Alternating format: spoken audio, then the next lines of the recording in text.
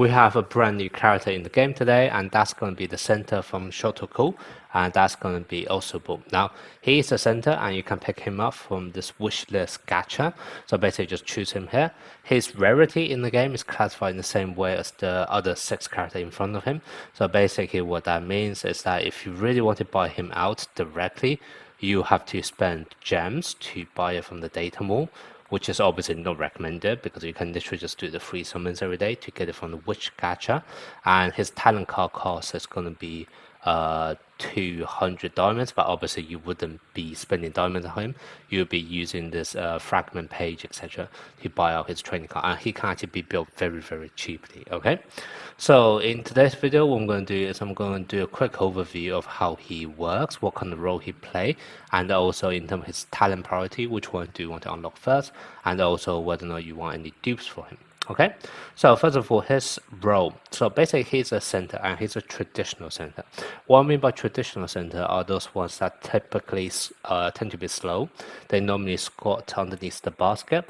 And basically what they do is they just kind of protect the paint area like very well. They don't tend to go out assisting in defense too much because they tend to be slow. That could make them lose position when coming back to grab rebounds, and their main way of securing rebounds to box them out. Okay, this is very different to some of the power forwards such as Hayakawa, who's a very good rebounder, but he relies on rebounding because he can jump really high, so he doesn't need to box out with others. Instead, he just tries to jump as soon as the ball starts flashing.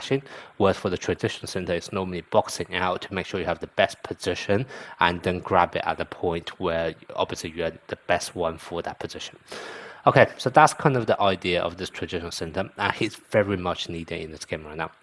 Because unfortunately, right now in the state of the game, Murasaki Bara is miles ahead of all of the other traditional center. The only one who can compete with Murasaki Bara is kind of Hayawaka, but because they play totally different roles, it's not really sometimes even comparable. Because Hayawaka, for example, you can just move around assisting defense. However, he has really weak block, etc. With Murasaki Bara, it's that kind of traditional center, boxing out the position, make sure you're in the best position, and because he scores underneath his basket, he is going to be really scary defensively and just block off the dunks, etc. And Otsubo right now is going to be the only one in that kind of traditional center role who can compete with Murasaki Bara. So that's kind of why he's very important. If you are normally playing a traditional center role, if you want backup option, it's definitely going to be him. And considering he can be picked up from Wish Gacha, it's actually also going to be quite cheap to get him and also build him. Okay, so build him is extremely cheap because I actually done some calculations. You only need 20 talent card and he's ready to go. Okay, so obviously because he's a center, he doesn't really care about offensive firepower. So really the only thing he needs is going to be the first 2 rows. Okay, so the first row you only need to get up to here as well. Okay, pressure rebound. So all the way up to here you'll need 15 talent cards or training cards, and then what's going to happen, this one is okay, but it's nothing amazing because it's just kind of like a pass after you have grabbed rebound, which you can do yourself. This just save like a 0. I don't know, 1 or 2 seconds. It's not a game breaker, you can get it eventually, but it's not a mandatory thing for him to be played. And then the next one you want to get is the next row, which is going to be the block one. Okay, only 5 talent cards, and with this all of the training cards can be enough, and then the last thing you want to grab is going to be this part. You just want to unlock this completely. You don't need to do the clutch pass. Once again, this is kind of passing as soon as you grab in there. Very nice, but it's not essential. Okay, so at least unlock this because the rebound range for his ult is actually quite important. So like I said, all you need 20 talent card or training card and he's ready to go. Okay, and then if you do have extra resources, what I would recommend after those 20 talent cards would be to then unlock those 2 for his ult, and then also unlock this one. Okay, it just makes him pass very fast after he grabbed the rebound. That's all it does. So it's not like a game breaker, but it's always going to help sometimes. Just that few millisecond can actually make the difference between whether or not a teammate is open or not. Okay, so do get those if you have resources, but to be playable, 20 talent cards is all you need. Now let's move on to the 2 which I don't recommend. Well, it's not I don't recommend. If you have extra resources, then feel free to pump it in. If you do want to prioritize between the 2, this one I do recommend because this one is basically give him another option for him to actually attack. The only reason why I don't think it's going to be very useful is that if you actually take a look at the way he does, he tried to fake a shot and then he dunks, But in reality, when you're up against centers in the middle, they are not going to block your first one. The idea here is that you want to fake it so the people jump at your shot rather than jump for your dunk. But the reality is when you're that close to the paint, first of all, a lot of people just randomly start blocking, especially at the lower rank. Second thing is the center doesn't even need to do anything. The center can literally stand in front of you. He will contest your shot, so your shot is unlikely to go in, and then he will jump for a block.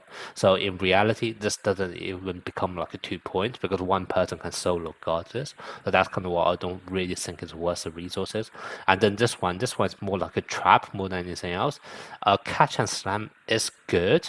It can catch people unguarded, but the main thing here is that if you look at which button's been played, if you actually use his catch and slam, that basically means within this range, the button which is normally used to setting up screens will now become actually catch and slam. And what that basically means is that you can no longer screen for your opponents in kind of this mid-range area, which can actually be worse sometimes, okay? So it's going to be up to you whether or not you want to make this trade-off. But for me, to have a skill which needs trading off another button, that to me is just not really worth it, because sometimes it's actually more important for you to screen out your opponents to set up open opportunity for your teammates who are the actual scorers. Okay, so that's kind of the reason why I don't think those two are very important, and you can definitely get away without even unlocking them at all.